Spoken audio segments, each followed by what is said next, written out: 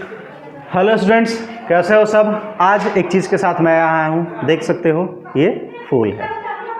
क्या ये फूल है, किस प्रकार का फूल है, इसी के साथ हम क्यों आए हैं, इसी को मैं क्यों लाया हूँ, इसके बारे में हम लोग आज जानेंगे।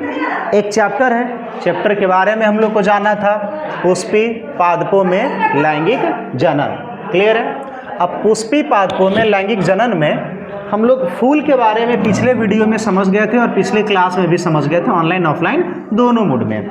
फूल के बारे में हम लोग ये जाने थे कि फूल पौधे के वे भाग होते हैं जो लैंगिक जनन की क्रिया करते हैं, अर्थात वे लैंगिक अंग होते हैं। उन्हीं में नर और मादा दोनों पाए जाते हैं, मतलब उन्हीं में पुंकेसर और स्त्री केसर दोनों मौजूद होते हैं। यहाँ तक बात समझ में आ रहा है। अब इस फूल के साथ हम क्यों आए हैं तो समझते हैं। फूल कई प्रकार के होते हैं, उन्हीं में एक फूल होते हैं जिनका नाम होता है प्राइमूला। थोड़ा ढंग से इसको लिख देते हैं, प्राइमूला। प्राइमूला क्या है उसके बारे में हम लोग विस्तार से आज चर्चा करेंगे। क्या है, क्यों है, कितने प्रकार के होते हैं, इनके बारे में। प्राइमूला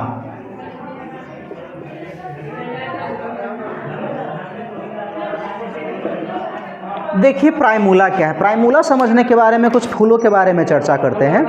ये भी एक फूल है, ये भी एक फूल है। तो पिछले वीडियो में हम बताए थे कि फूल के 4 भाग होते हैं। बाह्य दल, हरे वाली जो रचना है बाह्य दल, ये दल जो सफ़ेद पीले रंग की रचना नज़र आ रही है, और स्त्री केसर और पुंकेसर। लेकिन दोनों में एक अंतर है, सभी में बाह्य दल हैं, सभी में दल हैं, सभी में स्त्री केसर हैं, सभी में पुंकेसर है, लेकिन ये प्राइमूला है, ये प्राइमूला नहीं है। ऐसा क्यों है, इसके बारे में तो देखिए।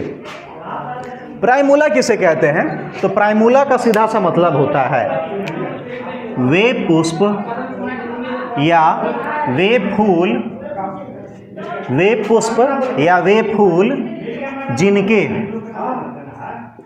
दल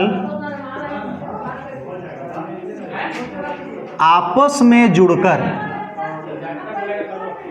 नालवत रचना बनाते हैं, नालवत रचना बनाते हैं तथा ऊपर की ओर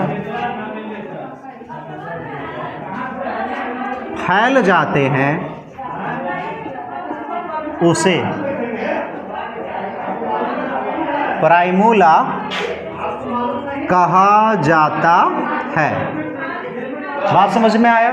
प्राइमूला किसे कहेंगे, वे फूल जिनके दल आपस में जुड़कर नालवत रचना बनाते हैं तथा ऊपर की ओर फैल जाते हैं, उसे प्राइमूला कहा जाता है। विस्तार से देखिए, ये भी फूल है लेकिन इसके दल आपस में जुड़े हुए नहीं है। और नालवत रचना हम लोग बोलचाल में कहते हैं चोंगा, साउंड सिस्टम का एक पार्ट है, स्पीकर होता है, उसी प्रकार से हॉर्न या चोंगा होता है। तो इसके जो दल हैं वो आपस में जुड़े हुए नहीं है, सब एक दूसरे से अलग है। लेकिन इस फूल के बारे में देखिए, इस फूल को देखिए, इसमें ये जो दल है वो दल सब आपस में जुड़ा हुआ है और जुड़कर एक नली की जैसी रचना बना रहा है। और साउंड का जो सिस्टम होता है चोंगा, बिल्कुल उसी प्रकार की रचना वाला ये है, जुड़कर एक नली जैसी रचना बनाता है और ऊपर की ओर फैल जाता है। इसी फूल को हम लोग कहते हैं प्राइमूला।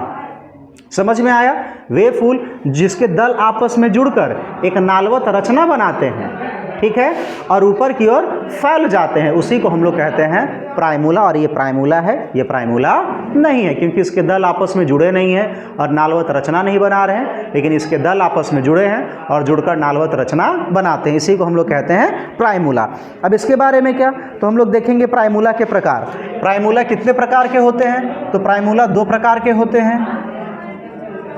प्राइमूला का प्रकार, तो प्राइमूला कितने प्रकार के होते हैं, 2 प्रकार के होते हैं। फर्स्ट कहलाता है पीन आइड और सेकंड कहलाता है थ्रम आइड। थ्रम आइड, पीन आइड क्या है, तो पीन आइड समझने के पहले देखिए, जैसे इस प्राइमूला को खोलकर आप देख सकते हैं, ये प्राइमूला है, ठीक है। अब इस प्राइमूला में देखिए, ये जो रचना है नजर आ रहा है, इस रचना को हम कहते हैं स्त्री केसर, इस रचना को कहते हैं पुंकेसर। अब इसकी लंबाई को अगर देखा जाए तो इसमें स्त्री केसर छोटी है, पुंकेसर बड़ी है।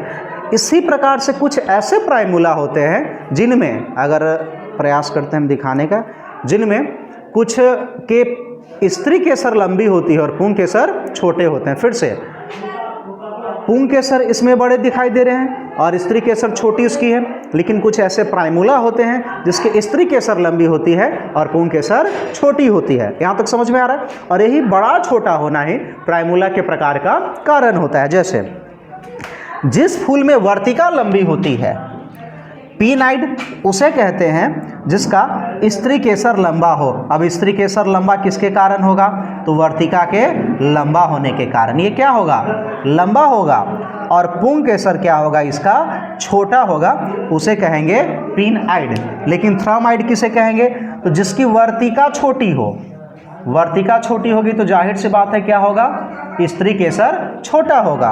और जिसके पुंग केसर लंबे हों, पुंग केसर लंबे हो, उसे कहते हैं थ्रमाइड। फिर से देखिए, प्राइमूला कितने प्रकार के होते हैं? तो प्राइमूला दो प्रकार के होते हैं।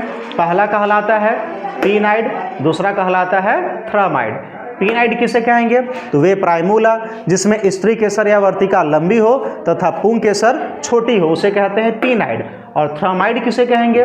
तो वे प्राइमूला जिसमें वर्तिका छोटी हो, वर्तिका छोटी हो या स्त्री केसर छोटी हो और पुंग केसर लंबे हो, उसे कहते हैं थ्रमाइड। ये है आज का पुष्पी पादपों में लैंगिक जनन का एक अहम टॉपिक था, जिसे हम लोग कहते हैं प्राइमूला। प्राइमूला के बारे में जानना और फिगर के साथ उसको देख लिए। ठीक है, धन्यवाद।